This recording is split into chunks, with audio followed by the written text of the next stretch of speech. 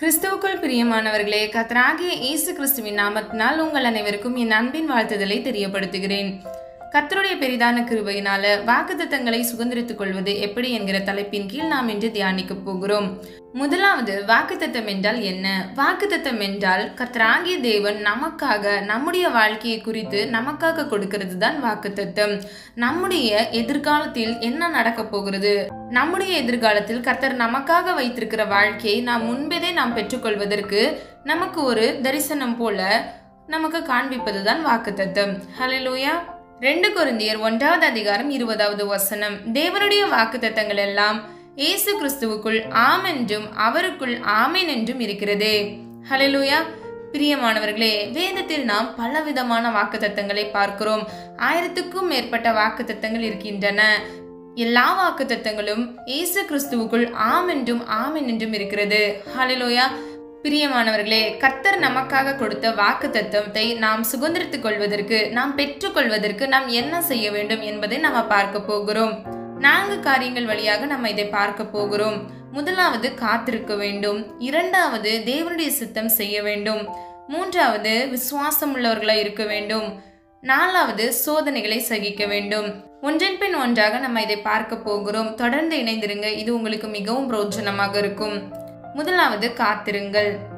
ஆதார வசனம் எபிரேயர் 6வது அதிகாரம் 15வது வசனம், அந்தபடியே அவன் பொறுமையாய் காத்திருந்து வாக்குத்தத்தம் பண்ணப்பட்டதை பெற்றான். ஹல்லேலூயா. இந்த வசனத்தில் ஆபிரகாமை பற்றி குறிப்பிடுகிறது. பிரியமானவர்களே, ஆபிரகாம் அவருடைய வாழ்க்கையில பொறுமையோடு காத்திருந்து அந்த வாக்குத்தத்தத்தை சுதந்திரித்துக் கொண்டார்.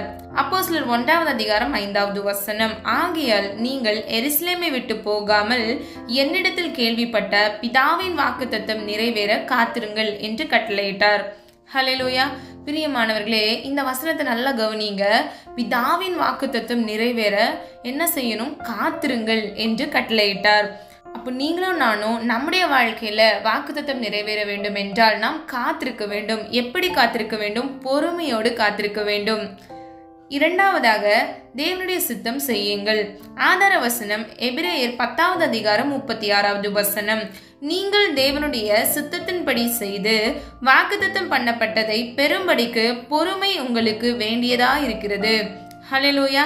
பிரியமானவர்களே, வாக்குத்தத்தத்தை நாம் பெற்றுக்கொள்ள வேண்டும் என்றால் தேவனுடைய சித்தத்தின்படி செய்து, நல்லா கவனிங்க, நம்ம செய்ய வேண்டுமா? அப்ப என்ன செய்யணும்? கர்த்தருடைய சித்தத்தின்படி நம்ம நடக்க வேண்டும், நாம் கிரியை செய்ய வேண்டும். அப்பொழுது நமக்காக கர்த்தர் வைத்திருக்கிற வாக்குத்தத்தம் நம்முடைய வாழ்க்கையில் நிறைவேறும். ஹல்லேலூயா. அது மாத்திரமல்ல, கடைசியாக பாருங்க, வாக்குத்தத்தம் பண்ணப்பட்டதை பெரும்படிக்கு பொறுமை உங்களுக்கு வேண்டியதா இருக்கிறது.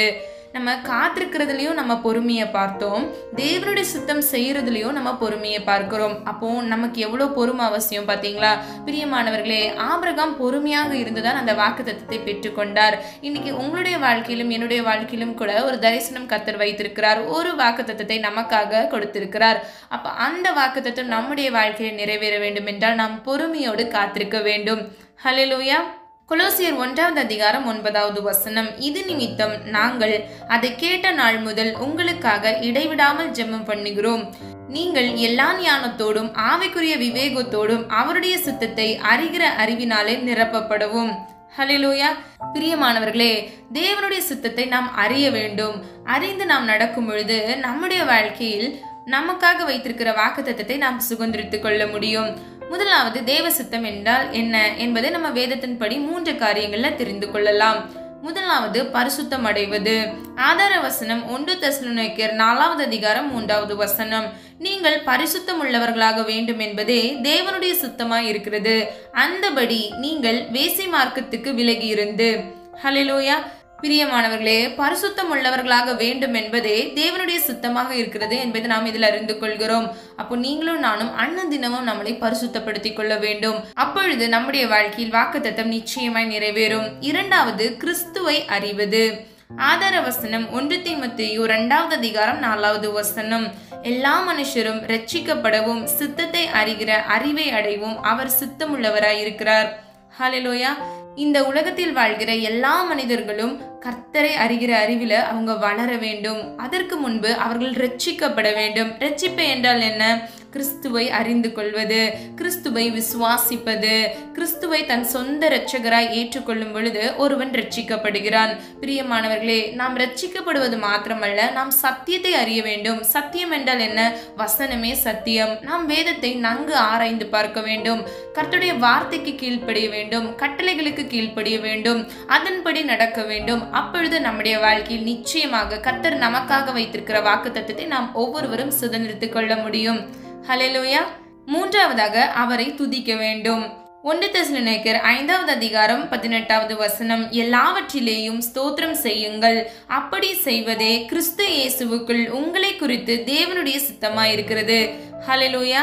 பிரியமானவர்களே, எல்லாவற்றிலேயும் நல்லா கவனிங்க, எல்லாவற்றிலேயும் ஸ்தோத்திரம் செய்யுங்கள். அப்போ நம்முடைய வாழ்க்கையில பிரச்சனைகள் வரலாம், துன்பங்கள் வரலாம். இந்த வாக்குத்தத்தத்தை நிறைவேற்றாதபடிக்கு சத்ருவானவன் நம்முடைய வாழ்க்கையில தோல்விகள் மேல் தோல்விகள் தரலாம், நம்மளை துவண்டு போக வைக்கலாம். பிரியமானவர்களே, நீங்க என்ன செய்யணும் தெரியுமா? அந்த சூழ்நிலைகள்ல நீங்க விசுவாசம் உடையவர்களா இருந்து நீங்கள் ஸ்தோத்திரம் சொல்ல வேண்டும். ஸ்தோத்திரம் சொல்லுங்கள், துதிகள் செலுத்துங்கள், கர்த்தருடைய நாமத்தை மகிமைப்படுத்துங்கள். நிச்சயமாக உங்களுடைய வாழ்க்கையில அவர் உங்களுக்காக வைத்திருக்கிற வாக்குத்தத்தத்தை நிறைவேற்றுவார். இதுவே தேவனுடைய சித்தமாக இருக்கிறது. ஹல்லேலூயா. மூன்றாவதாக விசுவாசம் உள்ளவனாயிரு. ஆதார வசனம் எபிரேயர் 11வது அதிகாரம் 33வது வசனம், விசுவாசத்தினாலே அவர்கள் ராஜ்யங்களை ஜெயித்தார்கள், நீதியை நடப்பித்தார்கள், வாக்குத்தத்தங்களை பெற்றார்கள், சிங்கங்களின் வாய்களை அடைத்தார்கள். ஹல்லேலூயா. பிரியமானவர்களே, விசுவாசத்தினாலே அவர்கள் ராஜ்யங்களை ஜெயித்தார்கள். நீங்களும் நானும் என்ன செய்ய வேண்டும்? விசுவாசிக்கும் பொழுது நம்முடைய வாழ்க்கை, இந்த உலக வாழ்க்கையை நாம் ஜெயிக்க முடியும். ஹல்லேலூயா. பிரியமானவர்களே, வேதத்திலிருந்து பவுலின் நம்பிக்கை என்ன என்பதை குறித்து நம்ம பார்க்க போகிறோம். ஆதார வசனம் அப்போஸ்தலர் 26வது அதிகாரம் 6வது வசனம், தேவன் தம்முடைய பிதாக்களுக்கு அருளி செய்த வாக்குத்தத்தம் நிறைவேறும் என்கிற நம்பிக்கைக்காகவே நான் இப்பொழுது நியாய தீர்ப்படைகிறவனாய் நிற்கிறேன். ஹல்லேலூயா. பிரியமானவர்களே, பவுல் சொல்கிறார், தேவன் தம்முடைய பிதாக்களுக்கு அருளி செய்த. நம்முடைய பிதாக்கள் என்றால் யார்? ஆபிரகாம், யாக்கோபு, ஈசாக்கு. நம்முடைய பிதாக்களுக்கு கர்த்தர் அருள் செய்த வாக்குத்தத்தம் நிறைவேறும் என்கிற நம்பிக்கையே நான் இப்பொழுது நியாய தீர்ப்படைகிறவனாய் நிற்கிறேன். பிரியமானவர்களே, ஆபிரகாமுக்கு கொடுத்தார், அவர் அதை விசுவாசித்தார், பெற்றுக்கொண்டார். இன்னைக்கு நீங்களும் நானும் கூட நம்முடைய பிதாக்களுக்கு செய்தார் என்பதை நாம் நினைவு கூற வேண்டும். ஒவ்வொரு நாளும் நாம் விசுவாசத்தில் வளருகிறவர்களாய் இருக்க வேண்டும்.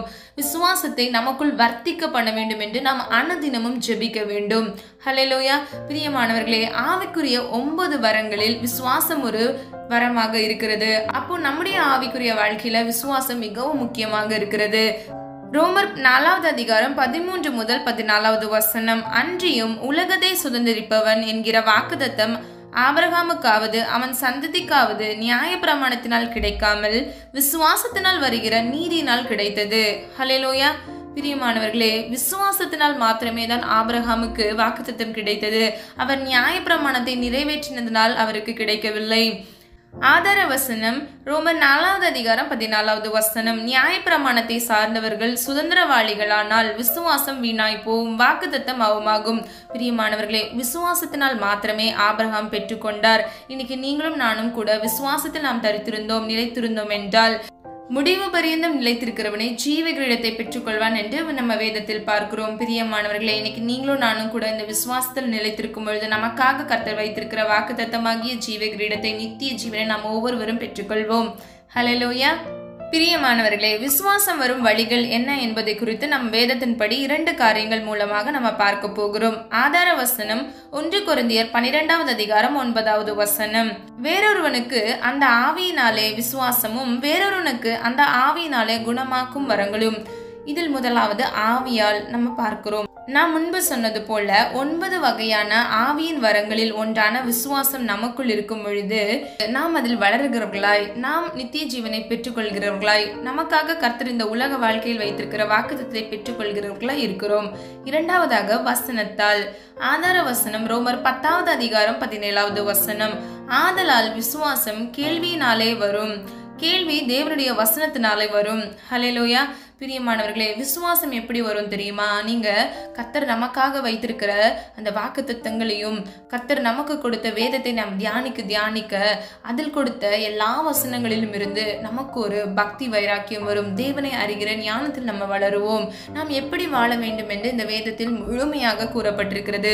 ஒருவன் வேதத்தின் மீது பிரியமாக இருந்தால் அவன் தேவன் மீது பிரியமாய் இருக்கிறான். ஹல்லேலூயா.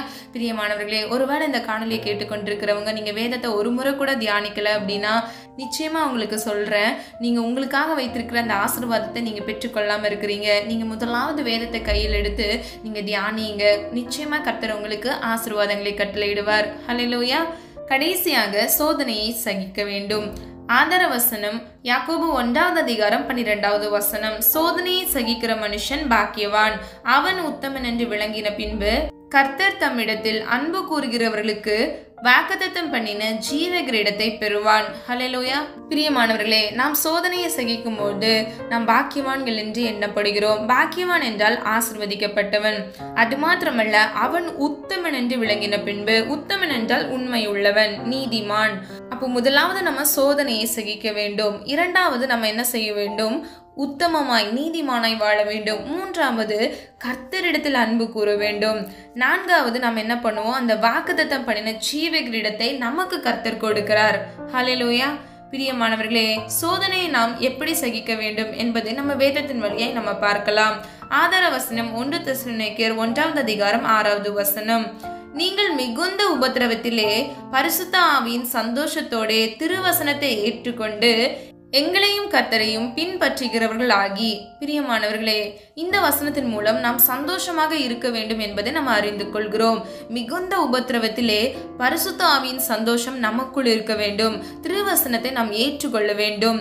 எங்களையும் கர்த்தரையும் பின்பற்றுவீர்களாக என்று பவுல் சொல்கிறார். பிரியமானவர்களே, நாம் கர்த்தரை பின்பற்ற வேண்டும். இந்த உலக வாழ்க்கை தற்காலிகமானது. நமக்கு இது முடிவல்ல. நமக்காக ஒரு இளைப்பாறுதல் தேசம் காத்து கொண்டிருக்கிறது. நீங்களும் நானும் அந்த இளைப்பாறுதல் தேசத்தை, நாம் நித்திய ஜீவனை சுதந்திரித்துக் கொள்ள வேண்டும் என்றால் இவ்வுலக வாழ்வில் இருக்கிற போராட்டங்கள், பிரச்சனைகள், துன்பங்கள் எல்லாவற்றையும் நாம் என்ன செய்ய வேண்டும்? சகிக்க வேண்டும். ஹல்லேலூயா. இரண்டாவது, பொறுமையாக இருக்க வேண்டும். ஆதார வசனம் ரோமர் 12:12 நம்பிக்கையிலே சந்தோஷமா இருங்கள், உபத்திரவத்திலே பொறுமையா இருங்கள், ஜெபத்திலே உறுதியா இருங்கள். பிரியமானவர்களே, நம்ம கடைசி பகுதிக்கு வந்துட்டோம். கவனமா பாருங்க. நம்ம நம்பிக்கையோட என்ன பண்ணணும்? சந்தோஷமா இருக்கணும். இரண்டாவது பாருங்க, உபத்திரவத்திலே நம்ம என்ன பண்ணணும்? பொறுமையா இருக்க வேண்டும். மூன்றாவது, ஜெபத்துல உறுதியா இருக்க வேண்டும். அப்போ நீங்க உங்களுடைய வாழ்க்கையில வாக்குத்தத்தத்தை சுதந்திரித்துக் கொள்ள வேண்டும் என்றால் நீங்க நம்பிக்கையில சந்தோஷமா இருக்கணும். ஒரு வாக்குத்தத்தத்தை கர்த்தர் உங்களுக்கு கொடுத்துட்டாரு. நாட்கள் செல்லலாம், வருஷங்கள் ஆகலாம், ஆனா சொன்னவர் மாறாதவர், அவர் உண்மை உள்ளவர், அவர் இன்றும் நமக்காக அற்புதங்களை செய்கிறவர், அவர் வாக்குத்தத்தத்தில் உண்மை உள்ளவர், அவர் வாக்கு மாறாதவர். நிச்சயமாக உங்களுடைய வாழ்க்கையில நிறைவேற்றுவார் என்ற விசுவாசத்தோடு நம்பிக்கையோடு நீங்கள் சந்தோஷத்தில் களி கூற வேண்டும். ஹல்லேலூயா.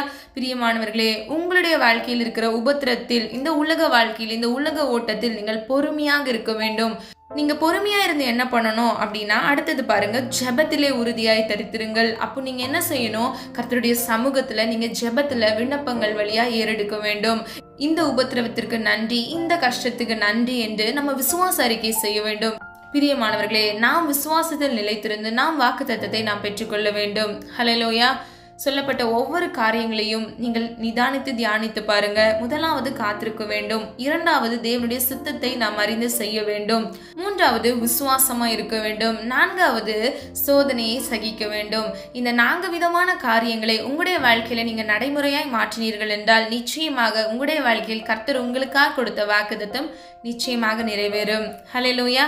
பிரியமானவர்களே, நம்ம எல்லாரும் ஒரு மனதா ஜெபிக்கலாமா? அன்பின் பிதாவே, அப்பா, எங்கள் ஒவ்வொருவரையும் அது கருத்தில் ஒப்புக் கொடுக்கிறோம். அப்பா, இந்த நல்ல நாளுக்காக நன்றி செலுத்துகிறோம். ஆண்டவரே, வாக்குத்தத்தத்தை நாங்கள் ஒவ்வொருவரும் எப்படி சுதந்திரித்துக் கொள்ள வேண்டும் என்பதை குறித்து எங்களுக்கு தெளிவாக எங்களுக்கு சொல்லிக் கொடுத்தீர். அதற்காக நன்றி செலுத்துகிறோம். அப்பா, சொல்லப்பட்ட ஒவ்வொரு வார்த்தை